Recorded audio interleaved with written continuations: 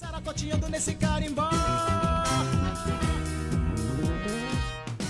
Olá, meus queridos, tudo bom? Eu estava com saudade de fazer isso aqui, confesso para vocês. Passei o início deste ano comentando nas minhas rodas de amigo o quanto eu queria voltar a gravar o podcast, porque aqui eu me sinto em casa, fico feliz. Eu posso fazer perguntas que no dia a dia eu não posso e, principalmente, né, sem muito filtro.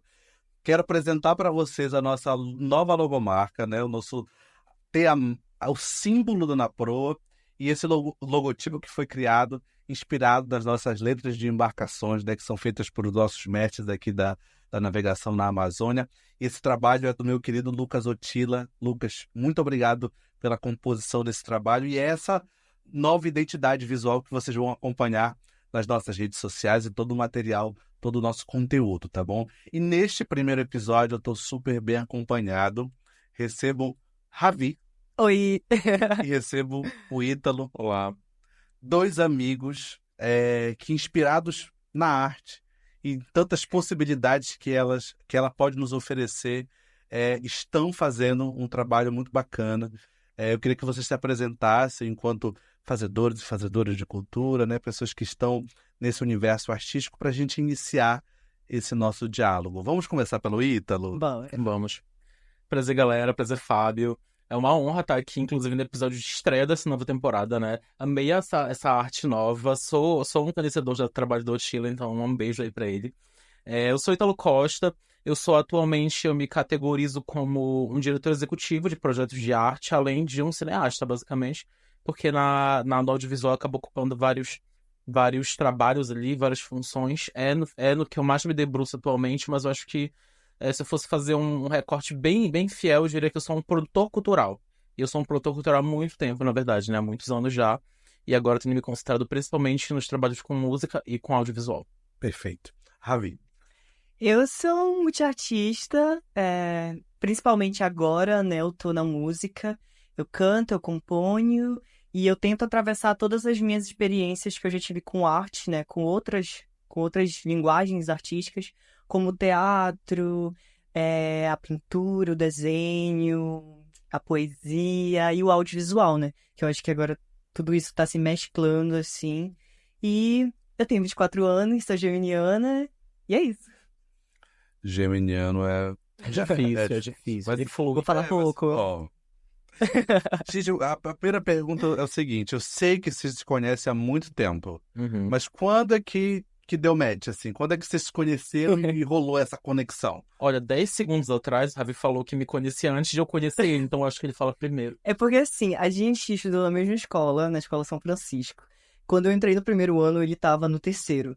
Então, era aquela vibe, né? Aquela galera do terceirão, assim, super fodona e tal. E aí, eu lembro da primeira vez que eu vi ele de fato, assim, e a gente tava lá na orla, e ele tava já escrevendo um roteiro com alguma outra pessoa, e eu vi ele. Essa foi a primeira vez que eu lembro, assim. Mas, de fato, da gente começar a ter uma proximidade foi na peça Entre a Fome e a Forca. Entre a Fome e a Forca, que eu nem era ator, nem tava escalado, mas tava rolando uma oficina. Aí eu disse, vou me aqui, né? Eu vou me colocar aqui pra ver o que rola. E nisso eles gostaram da panca que eu entreguei, do que eu fiz lá na oficina. E aí, sim, a gente virou alguma coisa naquele momento, né? A verdade é que a gente tinha um ator que desistiu da peça, a gente tava desesperado. Revelações. Olha só! Revelações. E aí, o Ravi, não é que ele foi um dia, ele sempre tava na Casa de Cultura. E a gente ensaiava do lado de fora. Casa de Cultura é um lugar aqui de Santarém, pra quem não conhece, que geralmente tem as peças de teatro e a gente costuma ensaiar ou dentro ou fora, né? E aí, dado momento, a gente tava ensaiando, a gente sempre ensaiava do lado de fora. Eu sou meio Marlene Matos, como dizem. Então, eu fazia ensaios 3 vezes por semana, de tantas horas, lá fora, no relento.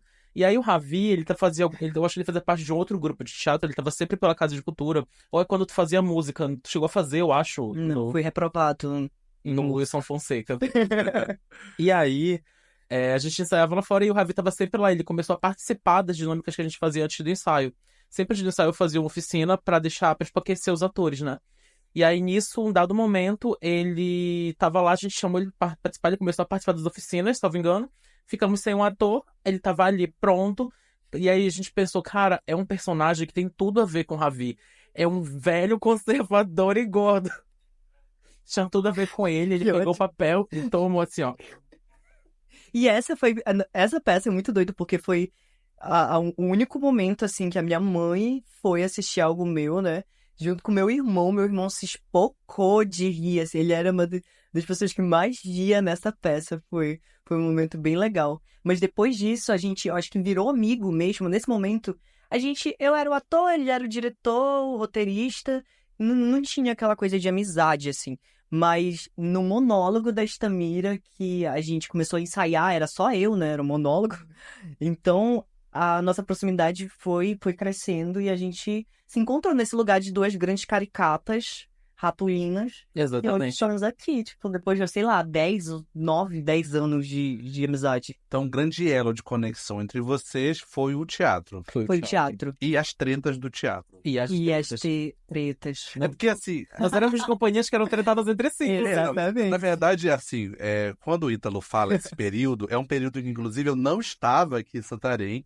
Perdeu a estava- treta. Eu estava fora. Mas, assim, a gente precisa entender que existia muitos grupos, o que é bacana nesse período, muitos grupos com muitos adolescentes. Exatamente. E aí, esses adolescentes, me corrijam se eu estiver errado, alguns tinham vínculos com escolas, Uhum. às vezes eram vínculos de escolas diferentes, né?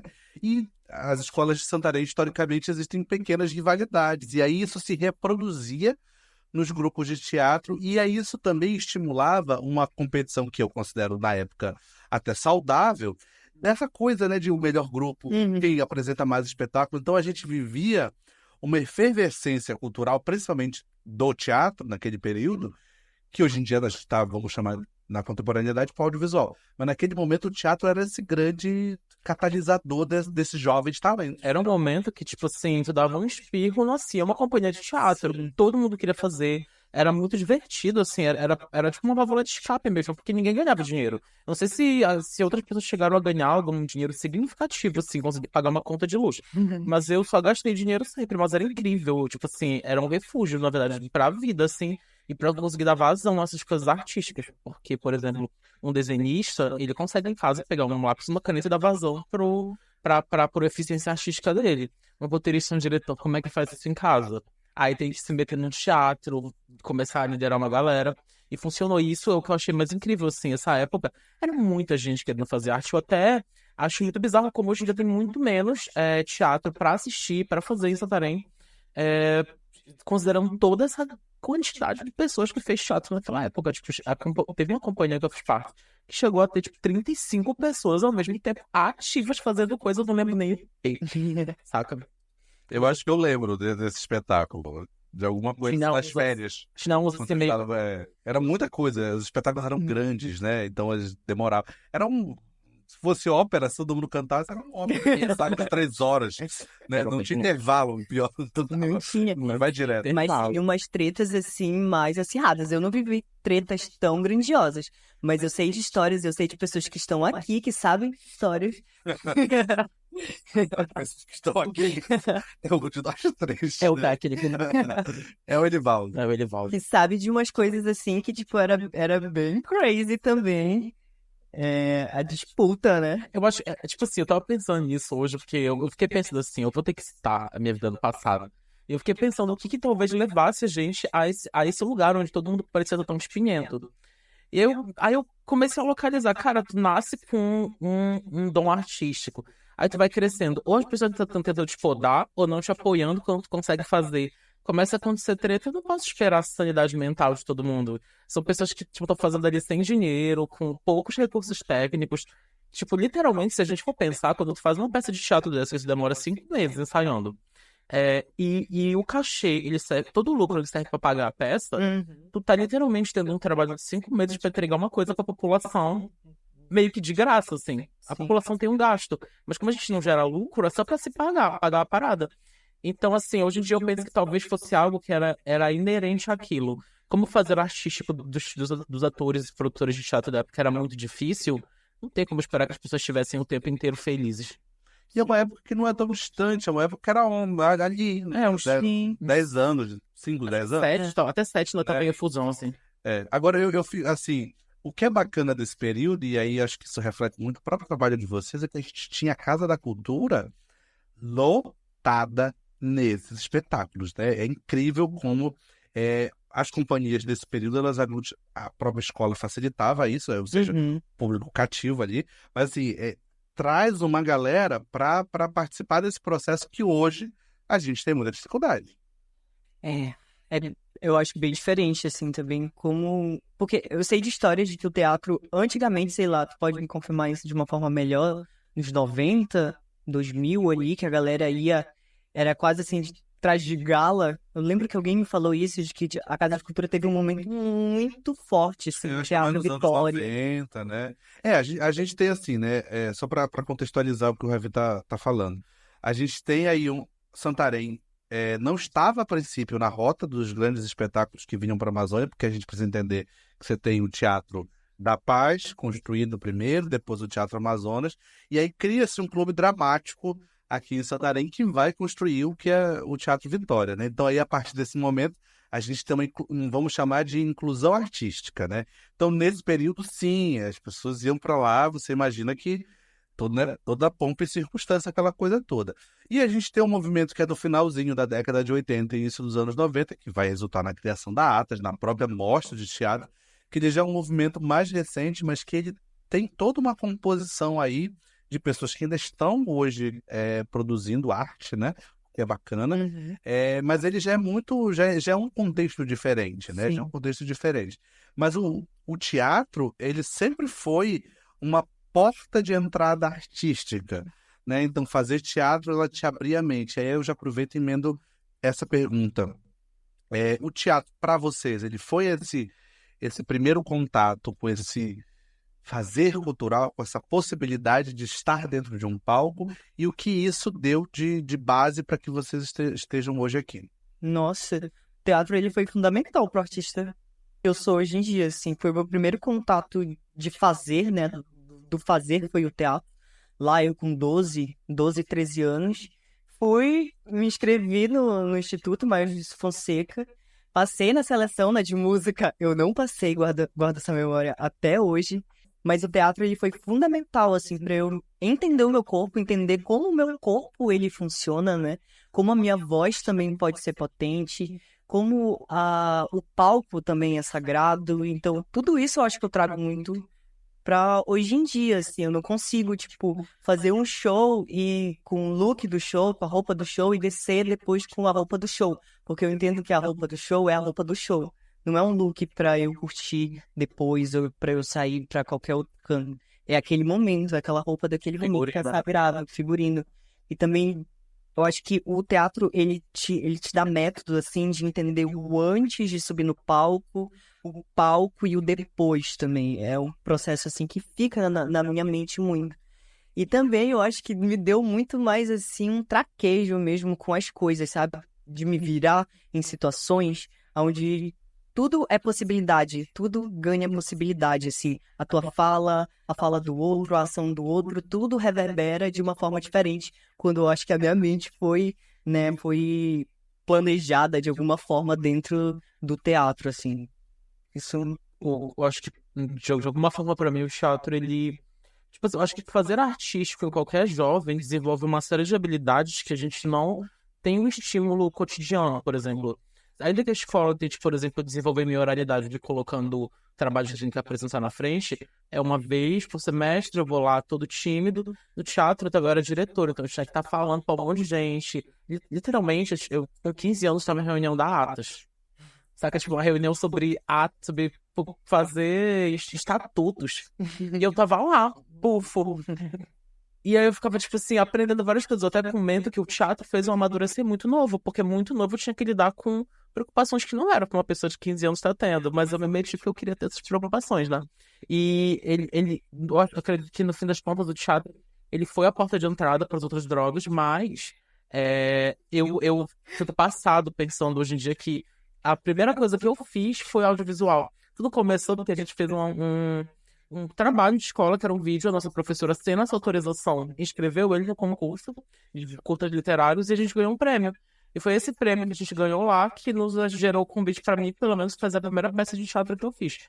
E aí o teatro acabou sendo um caminho que foi muito inevitável para migrar para o audiovisual. E eu não acho que é o inevitável, porque hoje o audiovisual é uma linguagem totalmente utilizada por todos os segmentos que querem comunicar qualquer coisa no planeta Terra.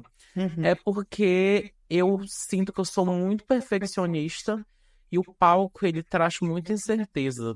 Eu sou aquela pessoa que, se um som não funciona, eu começo a ter um colapso. Hoje em dia, dirigindo os shows do Ravi, se eu tô lá assistindo e começa a dar um problema no microfone, eu começo a derreter por dentro, que às vezes eu não sei nem o que fazer. Porque eu não sou técnico de som, não consigo resolver, mas eu consigo ficar, tipo, muito puto e gritar com as pessoas, ei, bora, tem que trocar o microfone, sei lá, algo assim. Então, o teatro acabou sendo tudo pra mim. Tudo que eu sou hoje é culpa de ter feito teatro, assim. E nesse contexto, eu acho muito importante pontuar isso num colégio católico, Aham. naquele período com uma direção extremamente conservadora, né? Vocês vão lembrar da direção da época. Por que eu lembro? Porque um pouquinho antes disso, nós tínhamos um programa de rádio que nós tentamos integrar todos os colégios que tinham rádio, né? Então, Álvaro Adolfo, José de Alencar, Cabral e São Francisco. E um desses episódios, na época, isso é lá em 2005, 2006, falávamos sobre gravidez na adolescência. E adivinha em que colégio o episódio não foi exibido? E o Ítalo derrete com o som, era eu derretendo, porque o episódio não passou no São Francisco. Então, vocês imaginam que vocês estavam ali na vanguarda, porque os espetáculos tinham essa mobilização juvenil, né? É de fato protagonismo juvenil nesse período, e que a gente podemos dizer e afirmar tranquilamente que é uma época dourada, porque a galera de hoje em dia não tá produzindo essas coisas, não. Tirando dança do TikTok, eles estão fazendo... É uma época dourada, e nossa, isso gerou umas experiências, assim, justamente que eram muito contrastantes. Quando eu entro no São Francisco, eu entro porque minha mãe queria me tirar de uma escola que eu descobri que eu tinha um amigo que era gay, e queria tirar ele da minha influência gay. Tipo assim, a influência gay era eu. E aí, me colocando no São Francisco, ela queria me livrar disso, me colocar numa escola religiosa. Mal sabia ela que o São Francisco é a escola mais LGBT da cidade. Não sei agora, né? Mas naquele tempo Que era. ainda seja. E aí, essa participação no meio artístico da escola me abriu umas portas, assim, que me geram histórias que as pessoas não têm na escola. Eu tinha acesso a chaves de salas.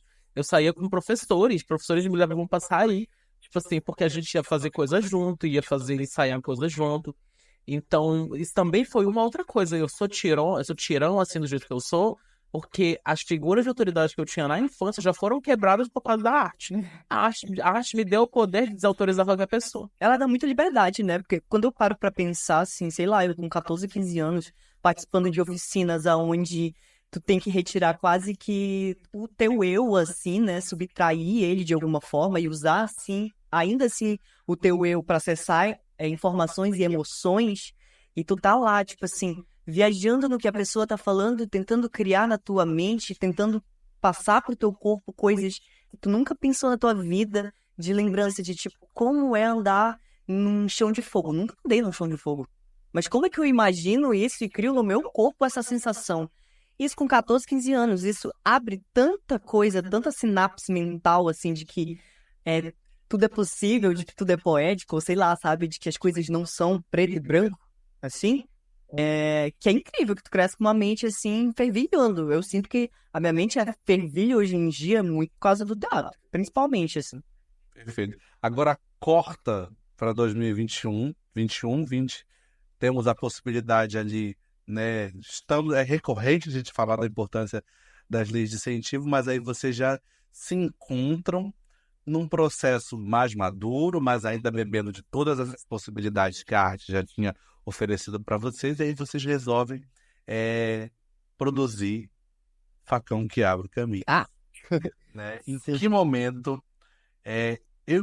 quando eu assisti o vídeo a primeira vez, eu assisti, vou contar para vocês exatamente a minha visão. Por favor, por favor. Quando eu assisti lá na UFOP, eu falei bem assim, como eles conseguiram fazer isso?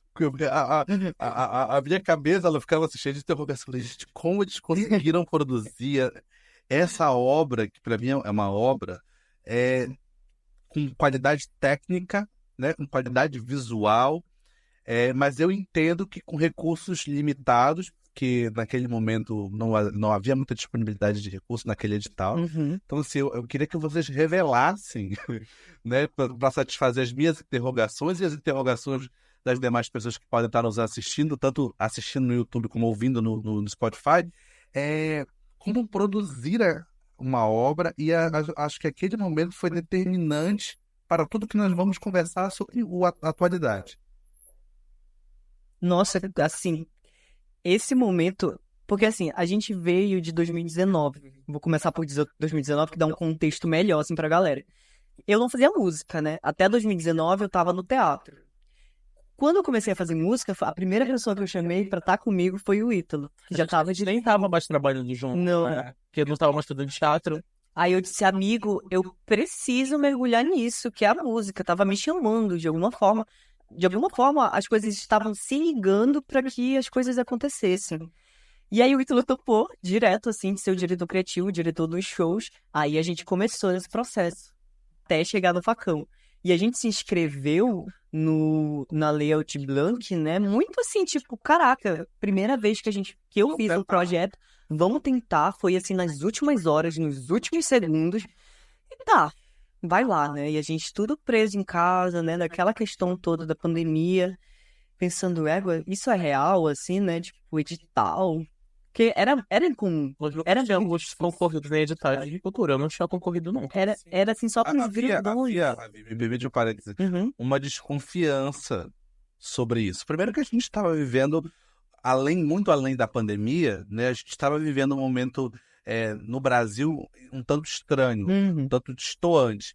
Então, quando surge governo dando dinheiro para artista no meio da pandemia, Exato. não é meio esquisito. Eu vou te contar porque eu estranhei. Uhum. Né? De modo que eu também, assim como vocês, quando a gente participou do Piracaia, do primeiro edital, né? A gente se inscreveu muito em cima da hora. Eu relutei muito com o Diego Alano. O Diego Alano, amigo, a gente vai escrever. E eu falando, amigo, isso deve ser. Eu achando qualquer coisa menos que aquilo era É real. golpe do Pix, é golpe do... É o Quase golpe isso. da chuva. E aí saiu o resultado. Eu lembro, eu tava tipo assim, eu fiquei, o que eu faço agora, sabe? Tipo, a gente tinha Aquele mix de passado. alegria com desespero, de tipo, epa, passamos agora, temos que fazer. Agora nós precisamos fazer. Isso tudo, o álbum em si, o musical, já estava acontecendo, porque ele aconteceu separado, né? Eu vendi rifa, fiz vaquinha, uma galera ajudou, assim, tipo, era muito doido, porque às vezes do nada da minha conta, tipo, tinha 49 centavos. E aí dizia lá, sucesso, na descrição. Aí eu, muito obrigado, muito obrigado. E foi assim, até que a gente começou a fazer, e foi a primeira vez que eu trabalhei, de fato, assim, no audiovisual, num sentido mais, assim, tinha não sei quantos produtores, tinha styling, tinha maquiadora, tinha, sabe, uma gama de profissionais. Atores. E foi muito complexo, né? Porque foi a primeira experiência, pelo menos a minha, de fato, foi.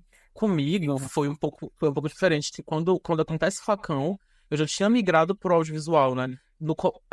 Quando tá finalizando 2019, eu numa conversa com um amigo que falo que eu queria muito poder fazer audiovisual, mas tipo assim, eu não tinha equipamento, eu nunca tinha feito, então ninguém me convidava pra fazer isso.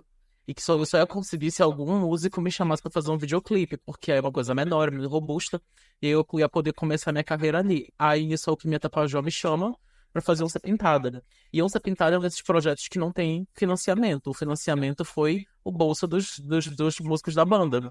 E aí nisso eu aprendo a fazer audiovisual com o mínimo possível. Porque lá a gente foi meio que quebrando os galhos que deu, assim. Foi na Tora Produções, né? Foi na Tora Produções. E aí, quando a gente viu o resultado de Onça Pintada, que foi feito na Tora, e ficou também uma preciosidade assim, quem não viu, assista, muito incrível. Inclusive, Onça Pintada é atualmente, eu acho, um dos meus trabalhos mais celebrados, assim, porque é o que mais passou em festivais. E aí, nisso eu já tenho essa capacidade, eu aprendo ali como fazer um roteiro funcionar com um orçamento muito reduzido. Hoje em dia, eu não sei se seria possível, pelo nosso rigor técnico atual, fazer com o mesmo valor Falcão que Abre os Caminhos. Inclusive, o mistério que tu trouxe talvez continue um mistério, porque eu não consigo. Eu já fui tentar fazer uma digressão assim para descobrir como foi possível fazer. E é impossível. Na caneta, a matemática não bate. Não bate. Tá pro campo da física quântica. Olha, porque eu acho que entendendo o contexto que a gente tava, o meu sentimento muito quando a gente passou e começou a fazer facão era de tipo assim, ok, a gente tem esse tanto de dinheiro.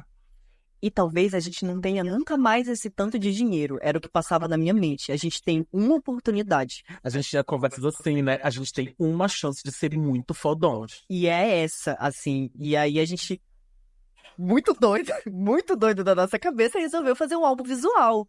De um álbum inteiro, de 9 faixas. Não era um videoclipe.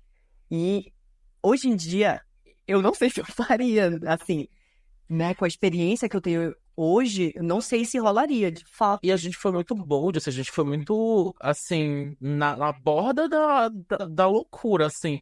Porque a gente pega um orçamento muito baixo, a gente fez um negócio que, tipo, não tinha filmagem de estúdio, de gravação. Tinha um plano sequência, onde tinham 42 ações que aconteciam, um negócio na estrada do aeroporto, um vídeo que tinha 9 a 12 cenários diferentes. Sim. Se tu vê, tem videoclipe do Ravi que eu fiz umas 7 masters diferentes. Dele cantando a música inteira em 7 cenários diferentes, assim. Sim.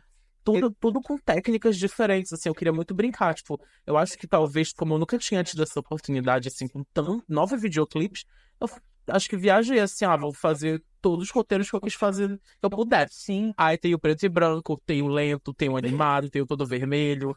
Tem o que tem pegação, tem o que é uma loucura da cabeça, tem o sangue, que o facão ele começa com uma assinatura que eu acho que é muito minha, que é gostar de coisas mais, tipo, que são uma referência a terror anos 80, trash. Gorezão. Que o Ravi começa o filme todo ensanguentado, todo rasgado, e termina assim, né? Todo Que é um loop, né? Nossa, eu estourei meu cartão de crédito da época. Eu vim pagar esse ano, com dinheiro de outro projeto. Com juros. Não. Atrasado, não? Ai, muito obrigado, governo do Brasil de agora, que botou lá, né?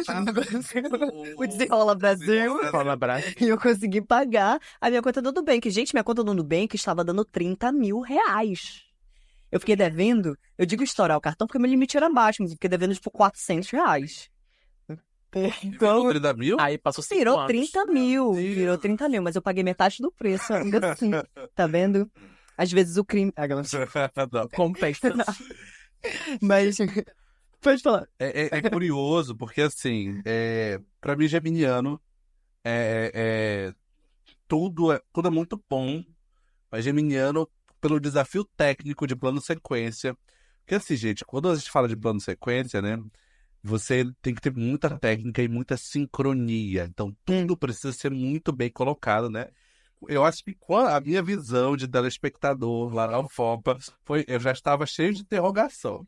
Quando veio geminiano, eu falei, não, plano sequência, não, eles não fizeram isso. Sequência. Eu falei, deu as coisinhas entrando, a nuvenzinha passando. Caralho, sabe? Cinema. Desse cinema. Esse cinema, é isso, gente. O geminiano foi o dia que eu quase perdi todos os meus amigos. Porque ninguém aguentava mais. Tinha gente produzindo, tipo assim, eu por ser estrelinha, eu só cheguei lá no fim da tarde, mas tinha gente produzindo cenário, produzindo coisa, pintando objeto de rosa e azul, desde 8 da manhã, assim, 8 da manhã até 4 da madrugada a gente ficou no estúdio. E aí a gente repassou. No estúdio, no adendo, desculpa, porque era na casinha amarela, sem luz elétrica. Ela era abandonada na época, não tinha nada lá. A gente tava puxando com 4 extensões a energia de outro lugar, assim, pra criar um estúdio. E assim, foi uma loucura, porque a gente repassava e eu queria tudo perfeito. Então toda vez que eu não achava que tava perfeito, eu dizia não. Teve um movimento ali que dá de mudar, teve um tempo, um segundo que deu errado. E era tudo contado. Então quando eu mudava, por exemplo, de rosa pra azul, literalmente, eu fazia uma contagem e o iluminador tinha que trocar a gelatina em tempo real na hora que chegava em 7 segundos. Sim. Era tudo assim... Tem até uma foto clássica que eu tô, assim, escrevendo toda a sequência de como toda a ordem de todas as 40 e poucas ações que acontecem no decorrer do videoclipe. Porque não bastava ser um videoclipe sem cortes, né? Tinha que ter a iluminação também era manual. Tinha que toda a conta de tudo mudar, tinha que entrar um negócio que girava atrás, tinha que entrar a luva fazendo mão. pior cena de fazer foi aquele final das nuvens. Só por um motivo. Toda vez que a gente fazia, a gente não aceitava a proporção de distância que as coisas tinham que estar pra ficar bonito. E o meu ápice desse clipe é parecer que assim, nessa última cena, quando as mãozinhas entram de novo, parece que elas são pós-produção. E não é. Elas estavam lá, só que ficou num plano perfeito pra parecer que elas foram colocadas de aqui. É um clipe todo inspirado em teatro de fantoche que eu via no Sesc. Olha aí, Elisângela. Elisângela sempre presente, né? Elisângela me trouxe. Gon, né? Dani. Exatamente. E aí a gente tem um álbum visual maravilhoso, as músicas, né? Essa composição. Ravi, após isso, consolida-se como essa referência musical. Início do ano passado, recebe um prêmio, né? Ao mesmo tempo, vocês estão participando de um edital, passam neste edital da Natura Musical, né? Para poder fazer aquilo que vocês sonharam, sem orçamentos, com muitas loucuras, e além, né? A entrega é muito maior do que certamente o prêmio.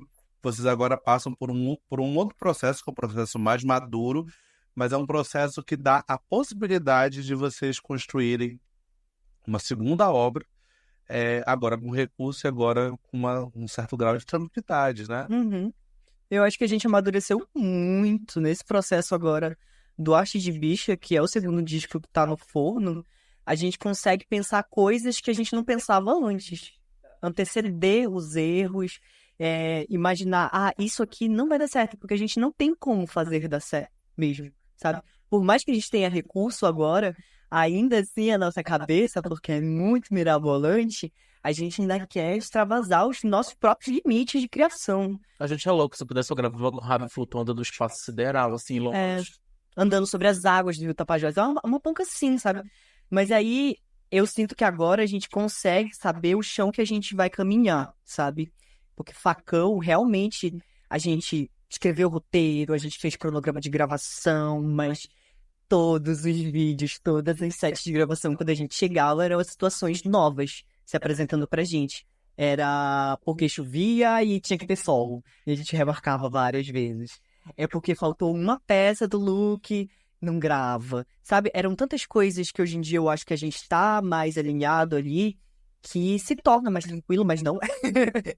Não é nem um pouco. Eu acho que talvez o Ravi ele tenha uma linha assim de trajetória que, justamente por essa evidência que ele ganhou, que ele conquistou, o trabalho é mais complicado, na verdade, eu sinto, porque quanto mais recurso tem, a gestão fica mais complicada. O que a gente precisa entregar fica mais complicado. A nossa exigência pessoal, assim, de entrega fica maior. E aí eu tava até comentando já pro Ravi que, tipo, esse salto vertiginoso, assim, porque, tipo, cada ano é uma coisa muito maior que a gente vai fazendo junto. E, sabe, a gente não tem tempo para se preparar. A gente tem que estar pronto o tempo inteiro pro que vier, assim, basicamente. A nossa sorte é que tem vindo coisas muito boas. A gente tem tido muito, muito êxito, sim, tem fruído muito de várias coisas, várias oportunidades que tem rolado aí pra gente, né? Nossa, demais, assim, porque a gente vinha eu acho que ali ano passado, ano retrasado, a gente tinha alguns shows, a gente tinha shows em lugares muito nichados. Hoje em dia não continua a mesma coisa, porque a gente conhece Santarém, a gente sabe que aqui fazer arte e show na proposta que a gente entrega é difícil entregar aqui, né? Mas conseguir sair para festivais que era um sonho, que era uma coisa que era muito além do que... Não muito além do que a gente imaginava, porque eu acho que a gente quer coisa muito grande. Nosso sonho é sempre coisas maiores, ganhar o Grammy. Exatamente. Mas quando a gente acessa isso, é muito doido acessar esse lugar, porque parece que de alguma forma, além de ser um sonho e aí a realidade se mistura, não parece verdade e parece que de alguma... Isso daqui é a minha mente, de algo boicote, né? De ficar assim, neurada, mas parece que... Eu acho que o fato de não parecer real é porque eu me coloco num lugar ainda de muito iniciante. E eu sempre vou estar iniciando. Tipo, eu ainda acho que Santarém... Eu sou referência para os outros artistas, eu acho. Tipo, de lembrarem de mim enquanto artista e etc. Mas, num contexto de cidade, assim, eu acho que eu ainda estou caminhando e eu ainda vou ter que caminhar bastante Belém nem se fala, por mais que eu já tenha tocado no Psica, no Cirrasgo, né? No Mikber, que foi em Belém também. Mas eu acho que sempre tem mais gente para ganhar, mais público. E essa é a nossa proposta de agora, né? Conseguir avançar cada vez mais. Tipo, a gente ainda não saiu do estado. A gente ainda não conseguiu sair do estado. Quando a gente já sair, o avião quebrou. Literalmente. Literalmente. Fomos. O nosso sonho é finalmente a ser realizado, né? Finalmente tocar fora daqui. Não que a gente não gosta, né? Claro que a gente gosta, mas dá aquela vontade. A gente quer sempre alcançar, é que nem jogar um war. A gente quer cada vez que conquistar um território novo. Sim. Aí a gente foi gongado, mas vem aí, a gente vai tocar em mais lugares, com certeza. Certamente. Eu queria falar da importância desse disco, né? Arte de Bicha, que é patrocinado pela Natura Musical. A importância de a gente ter uma empresa que tem responsabilidade social, responsabilidade cultural, patrocinando, financiando um projeto assim, um projeto que é fora da caixa, é no norte do Brasil, né? Então ele também são oportunidades para o nosso trabalho, né? Para o seu trabalho em específico, Ravi, para que ele tenha essa condição de ser realizado como deve ser realizado. Nossa, isso é gigantesco, assim. É sempre aquele papo. Tipo, se a gente for pensar 3, 4 anos atrás, eu não sei se eu pensava que era, tipo assim, literalmente possível. Eu sonhava, mas pensar, a gente vai passar realmente, vai conseguir fazer um disco pela Natura. Sempre foi muito gigante, que já patrocinou álbuns aclamadíssimos e de artistas maravilhosos do Brasil. E a gente tá nesse quadro hoje. É, assim, uma coisa... É a mesma sensação de facão. A gente tem essa oportunidade que é única nas nossas mãos agora. E a gente quer agarrar ela, eu acho que da maior e da melhor forma possível, assim. É muito gigantesco isso, a Natura. A existência de projetos como a Natura Musical, na verdade, a existência dessas leis de incentivo, Lei Rouanet, Lei Semear, leis que possibilitam que empresas investam em cultura, basicamente, é uma parada que ela tem que ser celebrada muito, porque a gente tem agora, por exemplo, um cenário no Brasil que a gente vê Ivete Sangalo e Ludmilla cancelando shows, por exemplo. Porque não tem, salvo engano, é porque não tá batendo as vendas dos ingressos e os lugares que estão chamando elas não comportam os shows delas. Então, quando a gente vê esses cenários, que a gente vê que, inclusive, artistas gigantescas estão cancelando seus shows por questões de produção, a gente vê, imagina como funciona pra gente, quando a gente é chamado para festivais, a gente se sente muito honrado. Mas quase nunca é tudo que a gente quer entregar possível. E quando a gente tem essas leis acontecendo, esse tipo de incentivo, a gente sente que a gente vai conseguir entregar aquilo que a gente quer, aquilo que a gente imagina, porque é uma parte financeira que é muito além que geralmente a gente lida, né? Sim. Então, ter essa oportunidade agora, como tu disse, com poder fazer o que a gente quer, com as ideias que a gente tem, com o orçamento maior, é incrível. E eu vejo isso acontecendo e eu só penso que venha um maior ainda, 3 vezes mais. A Ravi quer cantar na Lua? Só é alguém pagar pra ele ir pra Lua. Só bora. Só bora. Só bora. E é incrível também, assim, me dá um sentimento muito, muito, não sei se de gratidão em si, não pela Natura específico, mas de perceber que durante toda essa construção dessa carreira, até chegar esse momento da Natura, eu ainda tô trabalhando com o Ítalo, com a Bárbara, com todas as pessoas que construíram o Facão também. Então, essas pessoas, elas continuam nesses projetos e elas continuam sonhando com que tudo isso vai dar certo. E nesse grau, assim, de expectativa e de anseio por fazer o melhor e entregar, sabe, assim, o melhor realmente que a gente pode. E não só ser mais um visualizer, não sei se é assim que eu coloco, mas fazer com que as pessoas assistam e pensam, caralho, eles fizeram isso daqui, assim, com sangue nos olhos, sabe? É essa sensação que eu quero que as pessoas sintam também. As LGBTs querem ser sempre as fodonas, e aí a gente tem que fazer isso muito bem. E a gente cresceu assistindo RuPaul's, né? A gente vê drag, a gente vê meninas malvadas, a gente quer ser babilônica, sabe? E aí a gente, sabe, tipo, eu acho que tudo nasce nesse conceito aí. Tendo dinheiro, não tendo dinheiro, o que importa é que a gente tem que ser muito incrível. Tem que fazer uma entrega maravilhosa. A gente fazia, às vezes, coisas que, tipo assim, a gente não tinha dinheiro, mas a gente tinha que fazer parecer que era pra ser simplista. Tem que ser bom e simplista. Eu quero pontuar uma questão sobre a equipe, né? Eu acho que a Ravi tem uma equipe que é uma equipe de pessoas que te admiram. Eu vejo isso nos olhos, né? Nas reuniões, que a gente pode observar isso. Cada pessoa está ali, muito além da questão financeira, mas ela está numa entrega porque acredita nessa força que você concentra ali. E eu acho muito bacana quando a gente trabalha com, né, quando a gente está nessa posição de artista e a gente está liderando ali e existe uma admiração ao redor, porque a entrega vai ser melhor. E eu penso que Facão foi assim, né? Por isso que saiu, por isso que não dá para contabilizar. E eu acho que também vocês vão viver uma experiência nisso, nesse segundo álbum, e se Deus quiser, em vários outros álbuns. E eu acho que é uma caminhada de constância, de insistência. Você falou a questão dos espaços, né, da dificuldade que a gente tem em Santarém. Não tem casa de show, né? Não tem lugares adequados para a gente apresentar esse tipo de apresentação. Vocês estão sendo convidados para festivais e que as pessoas às vezes não compreendem a importância dessa participação, né? Ravi estará agora em agosto no Aceita, ou seja, a Belém está olhando para alguns artistas daqui da região com um olhar de entendimento do que é daquele fazer artístico e tá puxando essa galera. E aí eu lembro que eu comentava com algumas pessoas, inclusive algumas pessoas talvez que não compreendessem porque você foi premiado naquele momento lá em 2023, no Prêmio Azul, uma Amazônia de Música, e eu sempre falava, vocês já pararam para ver o trabalho do Ravi? Porque aí, quando você olha para essa trajetória, quando você olha especificamente para o teu primeiro álbum, e todo esse puxirum ao redor daquilo, você vai compreender que tem uma coletividade ali, tem gente que doou o seu sangue, doou o seu dinheiro para estar produzindo aquilo. Então isso se justifica em uma obra que ela é de pujança coletiva, realizada por essas pessoas que te admiram e tal. Então quando a gente olha por esse lado, você vai dizer, não, faz sentido.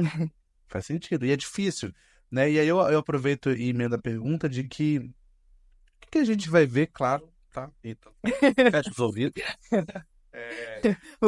A Marlene Matos. Dentro da perspectiva desse novo álbum, né? Quais são as referências que você traz e o que a gente pode falar nesse contexto de junho de 2024 sobre o que a gente vai ver lá em outubro? Nossa, deixa eu calcular minhas palavras. Que eu sou boca aberta, eu vou querer contar todos os spoilers. Mas eu acho que a primeira coisa é que o álbum cresce de faixas, né? Ele passa de 9 do Facão, a gente vai pra 13. O que eu já fico tipo, né? Construir 13 músicas tá sendo uma loucura. Todas longas, né? Não tem músicas curtas. Assim, eu não gosto muito de música curta, não. Eu gosto de que a pessoa mergulhe nela e vá pra vários lugares, assim. Eu acho que as pessoas, elas vão receber um álbum mais maduro de poesia, a poética, a lírica dele é mais madura. Eu trago assuntos mais delicados do que o primeiro álbum, isso com toda certeza. Eu vou, assim, dentro de feridas minhas que eu nunca expus publicamente, né? E eu vou para lugares, assim, que mesclam... Eu gosto muito de trabalhar no experimental, porque eu sinto que eu não faço só um ritmo ou só um estilo, então eu acabo falando do experimental. Eu acho que tudo isso alinhado a uma coisa do pop, né? Eu sempre penso no pop no sentido até mais visual também, de alcançar esse lugar do pop, porque a gente cresceu escutando pop. Eu acho que eu e Ítalo crescemos escutando as divas do pop, né? Como boas LGBTs. E a diva pop é o Emicida. Tá, mas... Uhum. Detalhe era o amor. E aí, as pessoas, eu acho que elas vão encontrar um álbum que vai para muitos lugares, que vai desde músicas mais lentas, mais com uma poesia ali bem... Assim, que a pessoa vai ter que não parar para entender, mas eu acho que eu trago regionalidades na escrita e ao mesmo tempo com ritmos que fogem um pouco disso, sabe? Eu trago o carimbó, mas eu trago o carimbó com um toque ali pop, eu trago o rock com um toque daqui, e aí a gente vai mesclando tudo e cada música acaba se tornando única, assim. E vocês vão ver muita bichação. Vai ter uns feats, né? Vão ter feats, eu já posso falar algum. Marlene. Ele é produtor. Cortado, vetado. Mas vocês vão saber logo, logo, porque acho que uma coisa que eu posso falar pra quem estiver assistindo é que já já sai single. Já já, aí em agosto, tem coisinha já vindo aí pra vocês. E eu acho que vocês vão curtir Eu muito, diria- muito, muito. Eu diria que esse álbum ele tem 3 aspectos, assim. Ele tem todo um universo sonoro, ele tem todo um universo visual, ele tem todo um universo textual, assim. Porque quando a gente fala do campo do texto, as letras são bem pesadas. Elas, tipo assim, no campo no sentido mesmo não ser pesado que eu vou ouvir, vou me passar mal, mas aqui, como o Ravi disse, esse facão que ele abriu, a impressão que dá é que ele abriu no peito dele e no próximo álbum a gente entrou dentro e tá conhecendo várias faces. Quando o Ravi vem com facão, ele se apresenta pro público. Ele apresentava a ideia, inclusive, no projeto do videoclipe, do filme, era que ele se apresentasse. Ele sai de São José, ele mostra os berços dele, com a família dele, sai. E agora que ele se apresentou, ele vai mostrar o que tem abaixo dessa camada inicial que ele deu. Isso no campo da letra.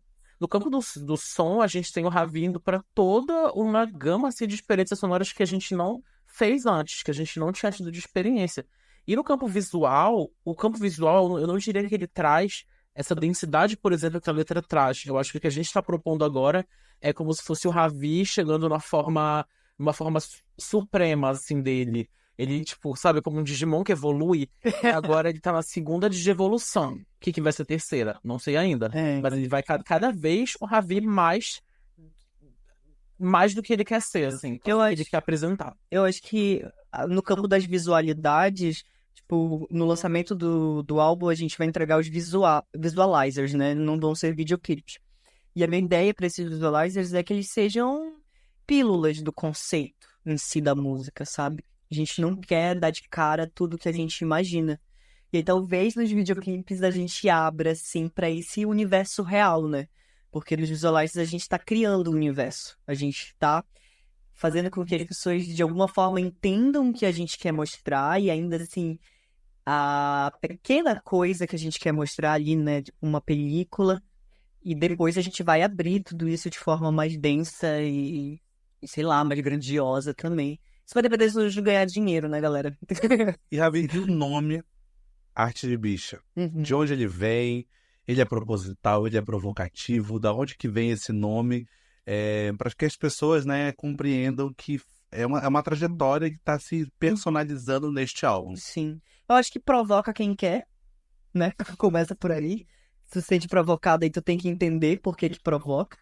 Ele começa num período que eu comecei a pintar, que eu comecei a desenhar. E é muito doido porque eu sou muito inquieto, assim. Tipo, a minha mente, ela vai pra muitos lugares numa mesma conversa. Por isso que também eu acho que eu me perco tanto conversando e meto outros assuntos no meio e desinvesto a falar. E, ó, inclusive, esqueci o que eu ia dizer. Do título do álbum. Do título, isso. Depois que eu comecei a pintar, aí eu fiquei, o que eu faço? Porque eu tava na panca de fazer exposição. Fiz 2 exposições de artes visuais. E aí eu queria um nome, mas eu não lembro exatamente como é que surgiu. Tipo assim, essa sinapse que me levou a escrever Arte de Bicha, né? Mas surgiu, acho que em 2018, 2018 que eu comecei a pintar. E ficou. Ficou como user do meu Instagram. E aí foi indo, foi indo. Em 2019, quando eu comecei na música, eu comecei a compor, de fato. Eu já escrevia músicas há muito tempo, mas eu comecei a musicar em 2019. E aí eu, caraca, esse nome aqui... Aí eles disseram, pensei no nome do meu primeiro álbum. Decidi. E aí comecei a fazer as músicas dele. Já tinha, tipo, todas as músicas em 2019 do Arte de Bicha. Aí chegou o momento aí veio a pandemia. Inclusive, tu fez vários shows de músicas, músicas que foram descartadas, músicas que talvez vão aparecer nesse novo álbum. Sim, shows com o nome Arte de Bicha mesmo em 2019. Aí as pessoas começaram a me chamar de Arte de Bicha, além de Ravi também. Aí realmente esse nome tem a sua força, né? E aí, quando veio o Facão, foi um momento que eu entendi, assim, tipo, eu não consigo fazer arte de bicha do jeito que eu quero. Eu não tenho dinheiro, né? Porque o álbum em si, ele não foi financiado. Então, eu acho que eu preciso abrir os caminhos de outra forma. E aí veio o Facão Quebra os Caminhos e o álbum Arte de Bicha ficou ali, né? Guardado, as ideias do álbum ficaram guardadas. E eu sempre no sonho de fazer esse álbum. E é muito doido como tudo acontece, porque foi muito certeiro. Depois dessa construção toda de Facão, já foi pra Psica e etc. E eu sempre quis a Natura. Quando eu soube que eu ia me inscrever na Lei CMA, eu queria a Natura.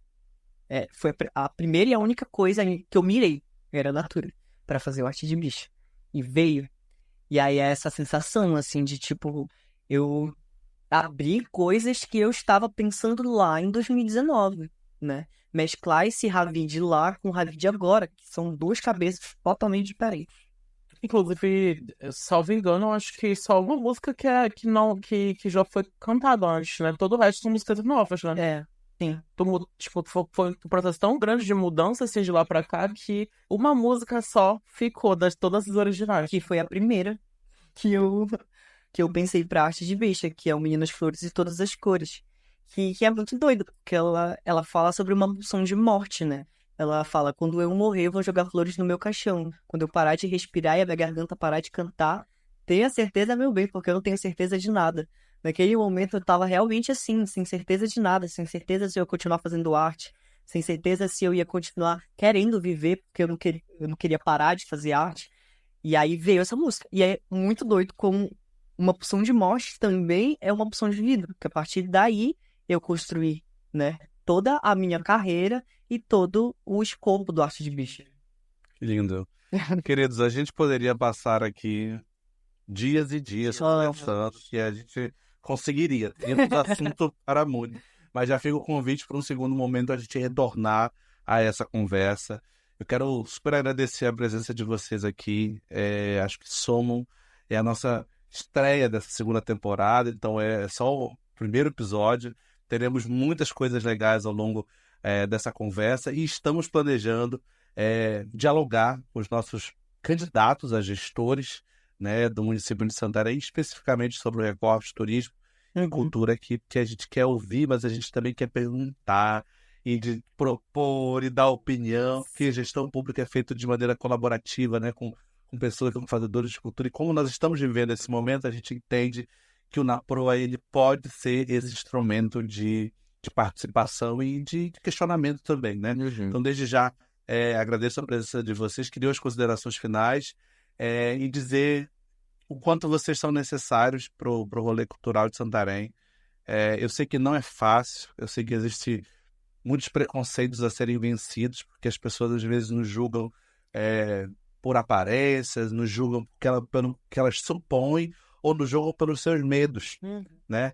O medo do novo, o medo do diferente, o medo daquilo que é fora do que é considerado padrão. Então, a gente tem muitas barreiras a vencer, mas não estamos sozinhos, isso é bom. Não estamos mesmo. Eu acho que eu vou deixar uma consideração. Essa conversa, ela girou ali no começo muito sobre esses começos, né? Como coisas começam.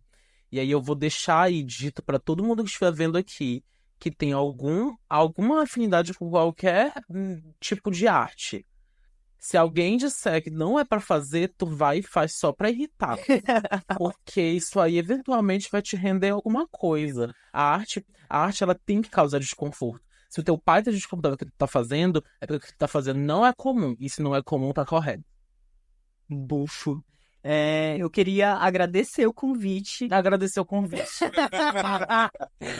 Vamos fazer uma live. Queria também deixar um agradecimento. Um agradecimento ao Fábio, a toda a equipe do NAPROA. É uma honra a todo mundo que assistiu o podcast, que ouviu o podcast nos streams. E que venham os próximos NAPROA e uma boa sorte para essa temporada. Valeu. Obrigada, amigo, por ter me convidado. Tá sendo, assim, um momento, é o meu primeiro podcast, então eu tô vivendo essa experiência logo com o meu melhor amigo, isso é demais. Eu acho que falar sobre o nosso trabalho, falar sobre arte é sempre importante, porque a gente, né, se conhece e sabe como tudo isso funciona, e sabe sobre os nossos sonhos, os nossos anseios, as nossas expectativas, e tirar isso do peito eu acho que também é muito importante, Acho que é muito importante a gente compartilhar a nossa história, mesmo parecendo recente, parecendo que nós somos jovens, a gente já viu muita coisa no cenário da arte aqui na cidade, né? E tá querendo cada vez mais desbravar o mundo e levar não só o Ravi ou o Ítalo, mas levar quem nós somos. E quem nós somos também fala sobre o nosso contexto de cidade, de região, de estado, de Brasil, né? E eu acho isso lindo, a gente tá aqui hoje. Muito obrigado mais uma vez, muito obrigado para todo mundo que assistiu. Espero que vocês tenham gostado também do papo, né? E coloca nos comentários aí se vocês querem ver a gente de novo aqui, a galera. Peçam eles, peçam elas. E escutem Ravi, vai lá, Facão Quebra os Caminhos, tá no YouTube, tá no Spotify, tá em todos os lugares. E dependendo de quando está vendo isso, também vai procurar Arte de Bicha, que já talvez tenha saído. Exatamente. Sigam eles nas redes sociais também. Lá no início do podcast a gente vai colocar na taginha do arroba de cada um. Gente, muito obrigado. Uma satisfação voltar, como eu falei no início deste episódio. Eu tô muito feliz de voltar a gravar isso aqui. Essa conversa foi maravilhosa por causa disso, porque é bacana conversar com gente que nos inspira e conversar sobre vida, conversar sobre arte, conversar sobre cultura, sobre turismo, sobre a nossa região, com gente da região. Isso para mim é importante, é estratégico e é para isso que existe esse projeto da Pro Podcast. A gente se encontra por aqui e nas redes sociais, tá bom? No YouTube, no Instagram e no Spotify. Até a próxima. Saracoteando nesse carimbó.